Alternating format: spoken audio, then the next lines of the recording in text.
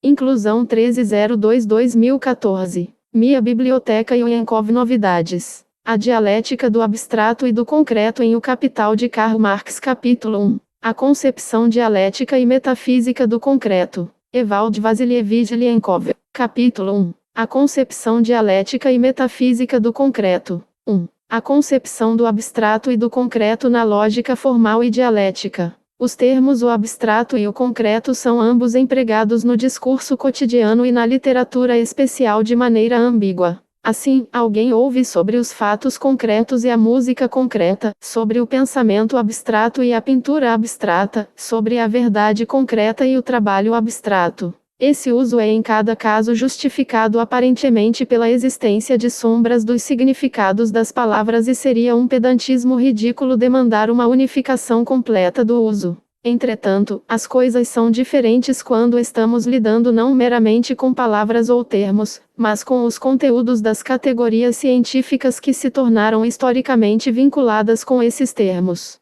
Definições do abstrato e do concreto como categorias da lógica precisam ser estáveis e inequívocas dentro da estrutura desta ciência, pois eles são instrumentais no estabelecimento de princípios básicos do pensamento científico. Através destes termos, a lógica dialética expressa um número de princípios fundamentais. Não existe verdade abstrata, a verdade é sempre concreta, a tese da ascensão do abstrato ao concreto, e assim por diante. Assim, as categorias do abstrato e do concreto têm um significado bastante definido na lógica dialética, que é intrinsecamente vinculado com a concepção materialista dialética da verdade, a relação do pensamento com a realidade, e assim por diante. Enquanto lidarmos com essas categorias da dialética conectadas com palavras, ao invés de com as próprias palavras, qualquer licença, falta de clareza ou estabilidade em suas definições, muito menos incorreções, levarão necessariamente a uma concepção distorcida da essência da questão. Por esta razão, é necessário livrar as categorias do abstrato e do concreto das conotações que têm sido associadas a elas através dos séculos em muitos trabalhos pela tradição, pela força do hábito ou simplesmente por causa de um erro que tenha interferido frequentemente com a interpretação correta das proposições da lógica dialética. O problema da relação do abstrato e do concreto em sua forma geral não é colocado ou resolvido na lógica formal, pois é uma questão puramente filosófica e epistemológica, bastante fora da sua esfera de competência. Entretanto, quando é uma questão de classificar conceitos, nomeadamente, de dividir conceitos em abstrato e concreto, a lógica formal assume necessariamente uma interpretação bastante definitiva das categorias correspondentes. Esta interpretação aparece como o princípio da divisão e pode por isso ser estabelecida analiticamente. Neste ponto, muitos autores de livros na lógica formal darão aparentemente um suporte bastante unânime a certa tradição, embora com algumas reservas e alterações. De acordo com a visão tradicional, conceitos, ou ideias, são divididos em abstrato e concreto da seguinte forma. Conceitos concretos são aqueles que refletem objetos ou classes de objetos que realmente existem. Conceitos abstratos são aqueles que refletem uma propriedade do objeto abstraída mentalmente do próprio objeto. Um conceito concreto é aquele relacionado com grupos, classes de coisas, objetos e fenômenos ou, para separar as coisas, objetos ou fenômenos. Um conceito abstrato é um conceito das propriedades dos objetos ou fenômenos, quando estas propriedades são tomadas como um objeto independente do pensamento. 2. Conceitos concretos são aqueles cujos objetos existem realmente como coisas no mundo material. Conceitos abstratos são aqueles que refletem uma propriedade de um objeto tomado separado do objeto, ao invés do próprio objeto. 3. Os exemplos citados para ilustrar as definições são basicamente do mesmo tipo. Conceitos concretos são normalmente usados para incluir tais conceitos como livro, fido, árvore, avião, mercadoria, enquanto os abstratos são ilustrados por brancura, coragem, virtude, velocidade, valor, etc. Julgando pelos exemplos, a divisão é, na verdade, a mesma do livro bastante conhecido sobre lógica de G. I. Cheopanov. Melhorias na definição de Cheopanov estão basicamente preocupadas não com a própria divisão, mas com a base filosófico-epistemológico, pois Cheopanov era, filosoficamente, um típico idealista subjetivista. Aqui está sua versão da divisão dos conceitos em abstratos e concretos. Termos abstratos são aqueles que servem para designar qualidades ou propriedades, estados ou ações das coisas. Eles denotam qualidades consideradas por elas mesmas, sem as coisas. Conceitos concretos são aqueles das coisas, objetos, pessoas, fatos, eventos, estados de consciência, se considerarmos que eles possuam uma existência definida. 4. A distinção entre termo e conceito é uma questão indiferente para Cheopanov. Estados de consciência estão, em sua visão, na mesma categoria que fatos, coisas e eventos. Possuam existência definida é para ele o mesmo que possuam existência definida na consciência imediata individual, isto é, em sua contemplação, concepção ou pelo menos imaginação.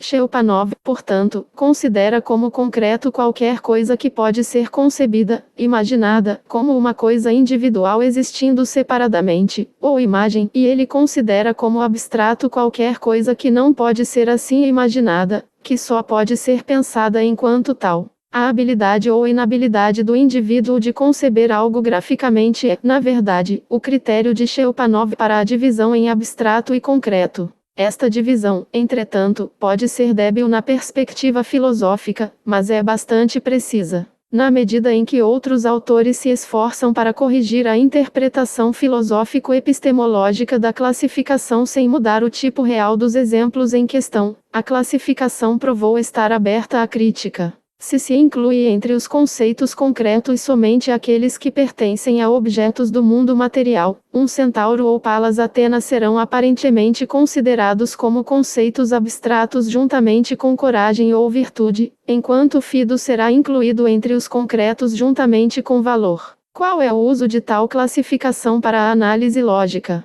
A classificação tradicional é destruída ou confundida por este tipo de correção que introduz elemento completamente estranho nele. Por outro lado, não se obtém uma nova classificação estrita. Tentativas de certos autores para oporem um novo princípio ou base da divisão sugerida por Cheopanov são também dificilmente consideradas aptas. Kondakov acredita, por exemplo, que a divisão de conceitos em abstrato e concreto deveria expressar uma diferença no conteúdo dos conceitos. 5. Isso significa que os conceitos concretos precisam refletir coisas, e os abstratos, propriedades e relações dessas coisas. Se a divisão é para ser completa, nenhuma das propriedades nem relações das coisas podem ser concebidas em conceitos concretos, de acordo com Kondakov. Permanece turvo como se pode conceber uma coisa ou uma classe outra sem ser através de uma concepção de suas propriedades e relações. Na verdade, qualquer pensamento sobre uma coisa vai inevitavelmente prover ser um pensamento sobre alguma propriedade dessa coisa, pois conceber uma coisa significa formar uma concepção sobre a inteira totalidade de suas propriedades e relações. Se se liberta o pensamento de uma coisa de todos os pensamentos das propriedades dessa coisa, não sobrará qualquer coisa do pensamento que não o nome. Em outras palavras, a divisão dos conceitos de acordo com seu conteúdo significa, na realidade, isto.